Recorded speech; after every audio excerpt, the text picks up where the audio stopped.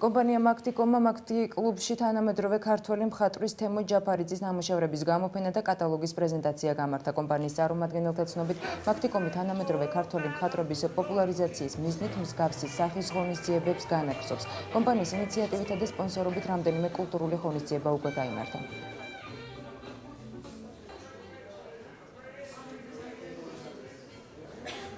მაქტი კლუბში დღეს მოეწყობა მისი ნახატების ერთდღიანი ექსპოზიცია. ეს არ არის ერთჯერადი აქცია, ეს არის ხანგრძლივი საქველმოქმედო პროექტი. ამ პროექტის ფარგლებში გამოიცა ბატონი ედმონ კალანდაძის და ირაკლი ფარჯიანის კატალოგები. ჩვენს უახლოეს მომავალში ამ თვის ბოლოს ბატონი რადიშ თორდიას კატალოგის პრეზენტაციაზე დაგპატიჟებთ. მე საქართველოში აღმოაჩინე მეცენატური მოძრაობა.